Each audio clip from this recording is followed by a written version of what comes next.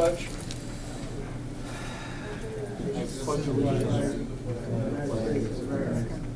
To the republic for which it stands, one nation, under God, indivisible, with liberty and justice for all. Thank you.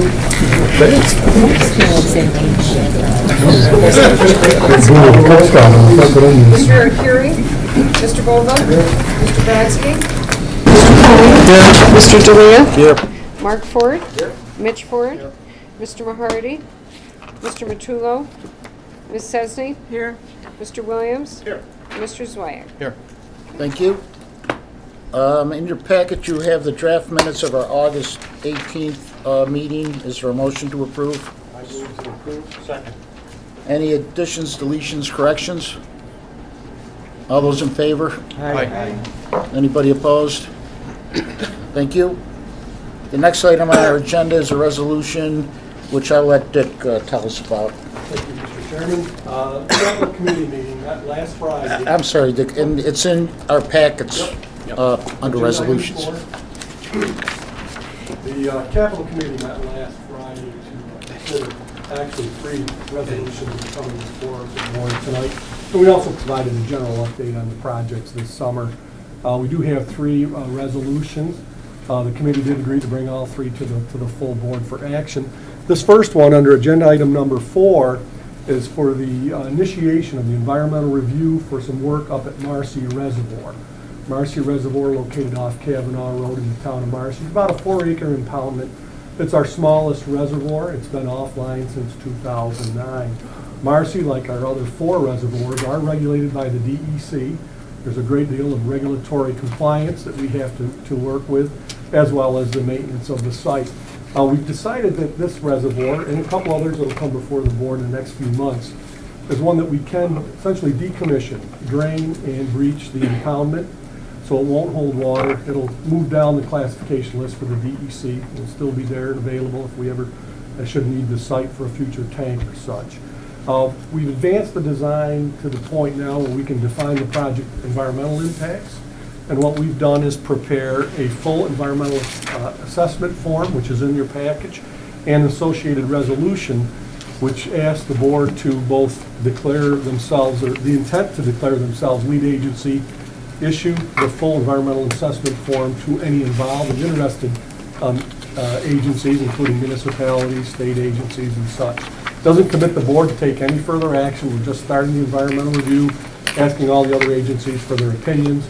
Probably November, December time frame, depending on what we hear back, we'd bring the next step, which is to close the environmental review process and then send in the application to the DEC. Still have to have their approval before we do anything physical up there at this point. So quite a bit of paperwork was included, and hope you get a chance to look at it. I'd be glad to answer any further questions. Any questions for Dick regarding this? The resolution's at the end of the environmental assessment form. Yep, 2 pages. Is someone inclined to move the resolution as presented?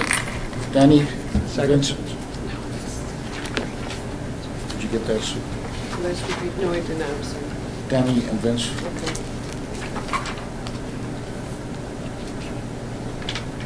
It states the 16th, the 15th. Yeah, I'll Yeah, change it. we fixed that. Yeah, I That was a did. big issue. I Thank did. you. Any questions or concerns regarding this resolution? All those in favor? Aye. Anybody opposed? Thank you. Are you taking the next one, Pat? I'll Dick? give it a brief intro and I'll turn it over to Dick. How's that? This is a follow-up on that study that we've talked about for a while now for Western Oneida County for water regionalization as a concept. This is a study that's being funded by the state grant under the local government efficiency program that the Department of State does. We received the grant, as you know. The Water Authority is the lead recipient of the grant money, is flowing through us, and so the approval to sign the contract came from this board. The RFP was put together by our staff, by Dick and Liz DiGeronimo, in consultation with our other partners within the study. And we are now at a point where we've evaluated the proposal and we're ready to award it, and Dick can give you a couple details on the selection itself. Sure. We actually issued the request for proposals out to 7 of the larger engineering firms, really from Albany to Buffalo. Received 3 fairly detailed and comprehensive proposals back. Pricing was all fairly close, but after individually looking at the proposals, we do have a set selection criteria that we list. Both MVWA, we had 3 of us go through that process, and then we met with Oneida and Rome and Verona out in the city of Rome like a couple of weeks ago. And after all that review and some discussion, we did decide that GHD, formerly Stearns and Wheeler Engineers from Cazenovia, is the firm that's best suited, both in terms of their project approach, experience, to perform the work. So we did recommend that GHD perform the services. That's basically as stated in the resolution.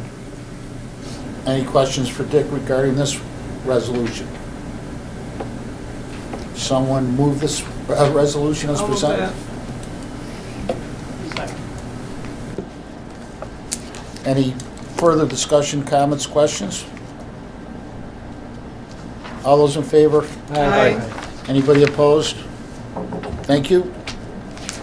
And the last resolution, Dick? Yeah, this is for a small construction contract, really to finish up a project the board approved several years ago, out again in the town of Marcy, maybe quarter mile, half a mile east of the Route 291 Kavanaugh Road crossing of the canal. We have our own pipeline crossings that are almost 100 years old. We have installed 2 new high-density polyethylene pipes under the canal. Our own forces did go ahead and connect the one of the mains to our existing mains. The project will eventually end up with all new pipe from north of 790 all the way to the canal, about a half a mile across the canal to the south side of the canal trail. So where we've had some issues with access, coordination with canals, and just dealing with old pipe, we'll have all brand new either ductile iron or this high-density polyethylene pipe. The remaining task is to really connect the last crossing to our existing mains, and because of the depth on the south side and it's pre-stressed concrete pipe, a little bit of a different animal, and the water table, we decided that it made sense to have give opportunity to some of the larger construction companies to bid on that.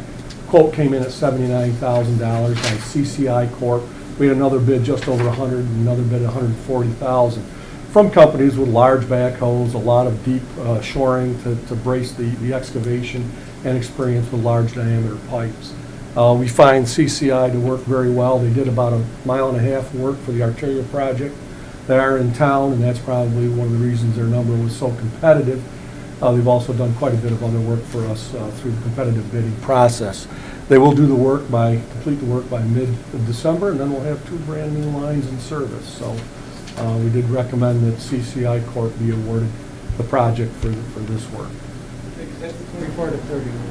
Yeah, 24 to 30. This is on the 30th side. It says 24. Well, the mains crossings are both 24. Okay. Yeah, and then we're kind of upsizing to the existing 30. Yeah. So basically, we're providing all of the parts under this contract. We've already purchased all of the materials. This contractor will basically do the excavations, dewatering, the connections, provide all the concrete, thrust blocking. Be working very closely with us. That was one of the questions the committee had. We will have representatives out on the site, particularly these are pretty important arteries for us in terms of the transmission main. So we'll have people out there throughout the process. Any other questions for Dick? Someone move the resolution as presented? I'll make a motion. Any second? Any further questions, comments, concerns? All those in favor? Aye. Anybody opposed? Thank you. Next, moving on to committee reports. Capital Committee did meet, and you've already gotten the report and the resolutions. And Dick does have in your packet the notes from that meeting. Anything, Jim, that you want to bring up? Just mentioning that in your package is the monthly report. Water sales is actually a little ahead of the budget, even though consumption is now down about 5 million cubic feet. So we're continuing to track that, but we are reducing in consumption. Just haven't seen the effect yet of it. If it continues, I'm sure we're going to see it along the way. But cash flow is relatively well. We're getting money in.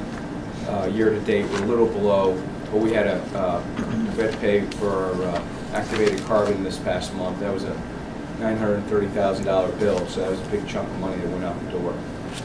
Other than that, we're operating expenses are pretty much on track. Any questions or concerns for Jim? Thanks, Jim. Pat, your report, please. Yes, sir. We've talked about changing the fiscal year. I wanted to let you know that we heard back from our bond counsel definitively saying there are no legal hurdles to changing our fiscal year, and in fact, all the supporting documents, including our legislation, suggest that we have flexibility, and it's a fiscal year that can be set or reset by this board. So with that, we now have a clear path to do so. We've been working on drafting a budget over the last several weeks. Jim and his department have been working very hard on it. All of our departments have now turned their budget requests in, and we've had several review first-round meetings with them. We did, in fact, 3 of them today.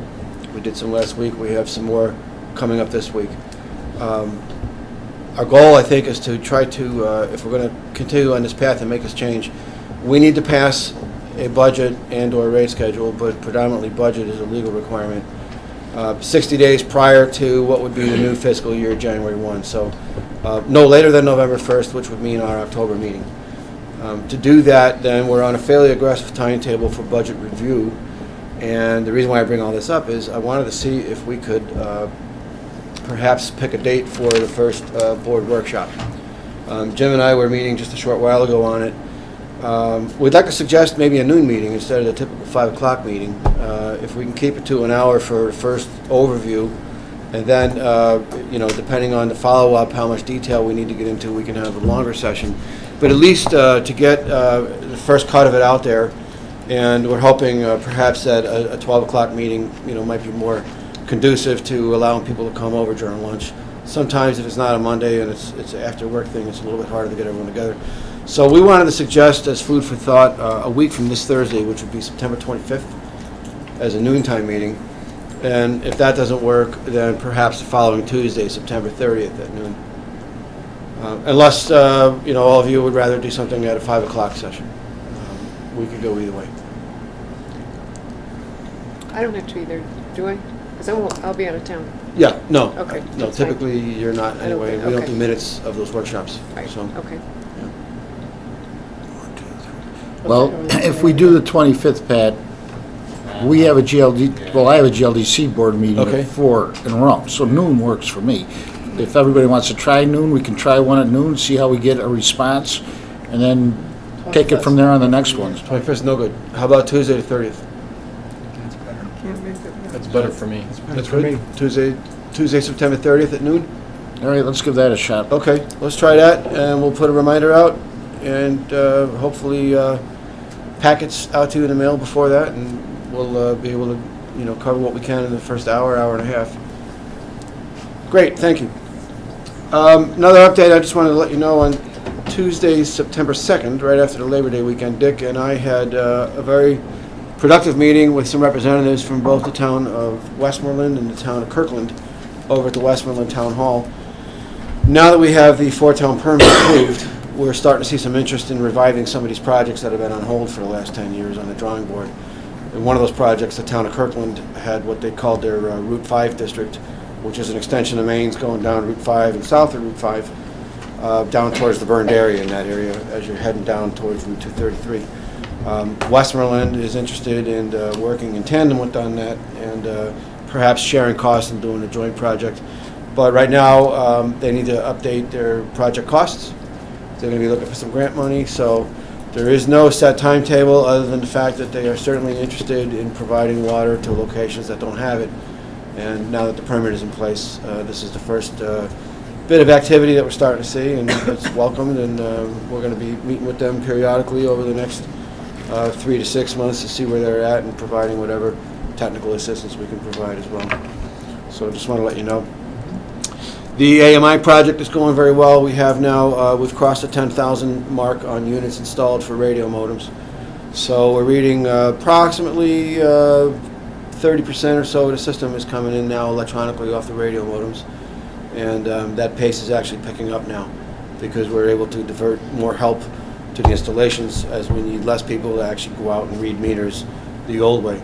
So we think that the pace of installations will increase even further. And we're still probably a year and a half away at the earliest from total completion, but we're right on schedule where we wanted to be. And I just want to give kudos to all the guys down in the meter shop that are out there every day putting these things in. Last thing I want to mention is this week we'll be filming the next segment of the Central New York Open House TV show, which is put on by New York Sash. And the topic that we picked to detail this time around, we're going to talk about paving cuts and street restorations, since it's always been something of interest not only with municipalities but also the public. And it's an opportunity to let them know when we do cuts, how to get restored and on what timetable, and a chance to let people know that if we have to dig in January, for example, you're not going to see a permanent, nice, steamrolled hot patch on there till the following year when the asphalt plants all start up again. So should be a good segment. We'll be filming that this week, and I expect probably by next Sunday evening it'll go on in their regular time slot on Sunday nights. Other than that, that's all I have unless there's any questions. We do have an RFP that came up last time we talked about that has been reviewed by our IT department just for the technical piece of it. It should hit the street this week, before the end of the week. So I just thought I'd mention that as well. Any questions for Pat? Thanks, Pat. Yep. Any old business? Any new business? Yes, Denny? Up at the maintenance facility, we've been without a supervisor since November. He's retired. We got 3 assistants, been rotating in and out of the job. One of them already passed the civil service test for it, and the other 2 haven't taken it yet. And I'd like to see one of them guys put in their provisional or permanent, because these guys come in every day, they don't know who the boss is going to be. We have basically the same situation with a foreman's position that's open.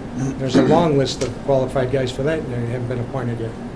Pat? Dick and I and Greg Santry have been discussing this, and we're getting ready to make an appointment. There was a hang-up because when they gave a list, certain people didn't take it, so it was a non-mandated list. We were waiting for the list to come out and be declared non-mandated so that we'd have the flexibility to do that. So there was a little bit of a delay, but we're aware of it, and appreciate you bringing that up, and we're getting ready to make an appointment on that. It's a similar situation with the foreman's list, only because we're moving some people in different departments, and we can't move somebody over till we can backfill another job. But these things, happen in sequence. It's sort of a domino thing, and they'll all be taking place over the next 2 to 3 weeks. I think probably no further than that. Thank you. Anything else? Anybody? We're adjourned. Thank you very much.